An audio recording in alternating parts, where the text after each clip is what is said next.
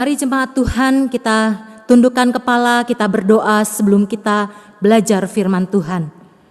Bapa di dalam surga, kami datang kepadamu, kepada Tuhan yang adalah firman yang hidup, firman yang ajaib, yang membuat kami kuat menjalani hari-hari yang ada hingga hari ini. Kami dimampukan Tuhan untuk berkata, anugerah Tuhan cukup bagi kami. Dan bahkan kami juga disanggupkan oleh Tuhan untuk berkata, Ebenezer, sampai di sini Tuhan menolong. Tuhan menuntun kami dengan kebenaran firman-Mu di penghujung bulan April. Beberapa waktu kami sudah terbiasa untuk beribadah bersama-sama dengan keluarga kami dari rumah. Kiranya pagi hari ini pun hati yang rindu itu akan menjawab segala pergumulan dan tantangan kami melalui kebenaran firman Tuhan. Pakailah hamba-Mu dan setiap kami supaya firman Tuhan sama-sama memberkati baik yang memberitakan maupun yang mendengar. Inilah kami ya Tuhan, berfirmanlah, kami siap untuk mendengar. Hanya di dalam nama Tuhan Yesus kami sampaikan doa kami. Amin. Saudara-saudara yang terkasih di dalam Tuhan, ada dua realita hidup yang membuat seseorang susah untuk menjadi tenang.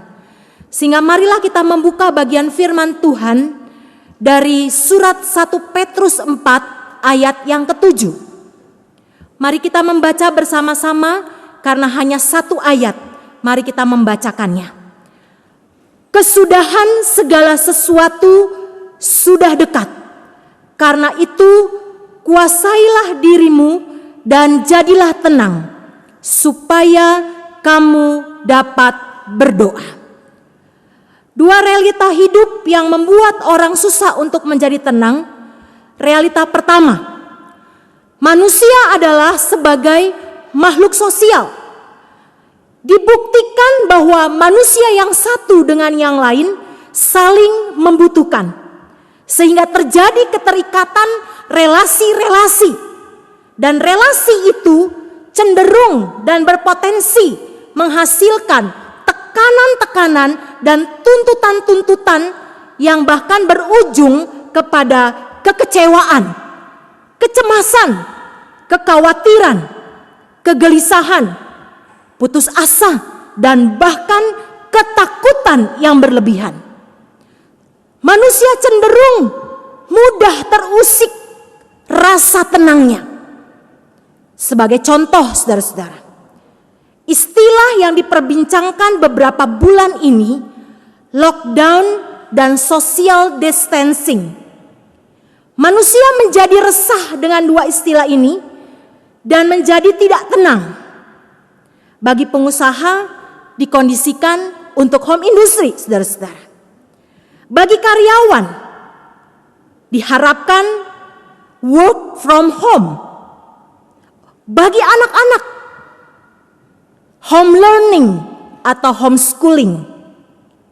Bahkan ada celotehan sebagai humor atau buat lucu-lucuan, saudara-saudara. Bagi pengangguran, home pimpah alayum gambreng. Lucu bukan, saudara? Dan ketika kita melihat manusia sebagai makhluk sosial tidak terpenuhi kebutuhannya, bukan saja masa krisis hanya menghasilkan krisis ekonomi, tetapi menyebabkan krisis sosial. Contoh kedua, pada tanggal 7 April yang lalu terdengar berita yang tidak menyenangkan. 200 napi LP Salemba dibebaskan. Apa akibatnya, saudara-saudara? Masyarakat Jakarta menjadi panik dan tidak tenang. Tentunya masih banyak lagi contoh di sekitar kehidupan kita yang mengusik rasa tenang kita, baik secara eksternal maupun internal. Realita kedua, saudara-saudara, yang memungkinkan kita akan membahas 1 Petrus 4 ayat 7. Saya akan mengungkapkan realita kedua, kebutuhan spiritual yang tidak terpenuhi. Manusia cenderung sulit untuk fokus. Mungkin bahasa kerennya sekarang adalah gagal fokus, saudara-saudara. Dengan kebutuhan spiritualnya mereka sulit untuk fokus. Terbukti bahwa masing-masing kita sering mengalami sulit konsentrasi ketika kita berdoa ataupun kita membaca Alkitab. Satu buku yang luar biasa, saya sangat tertarik sekali saudara-saudara, Kevin DeYoung. Kevin DeYoung dalam bukunya Crazy Busy atau Super Sibuk menjelaskan bahwa manusia sering terjebak dengan kesibukan yang dibuatnya sendiri, hingga manusia mengalami dehidrasi rohani.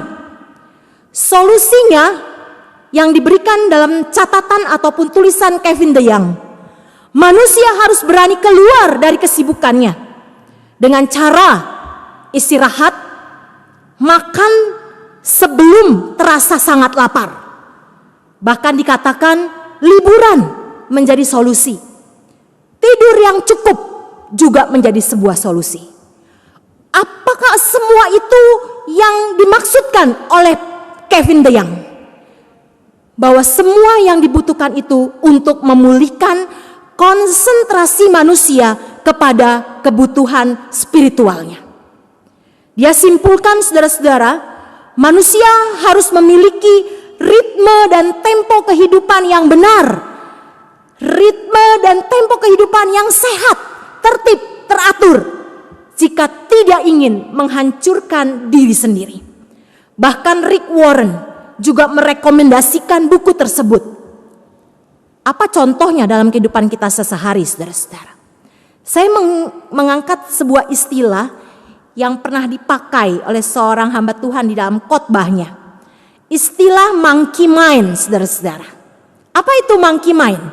Monkey mind kalau diperjelas dengan sederhana seperti monyet yang melompat-lompat yang selalu ada di dalam pikiran kita. Ketika saudara dan saya mencoba fokus untuk berdoa, monkey mind inilah yang sering mengganggu sehingga kita sulit untuk fokus dan berkonsentrasi. Ketika kita berulang-ulang membaca Alkitab, ketika kita mau berjuang untuk Bible study, kita pun sulit fokus karena kita memiliki banyak gangguan yang menyebabkan kita sulit untuk melihat kebenaran ketika kita berdoa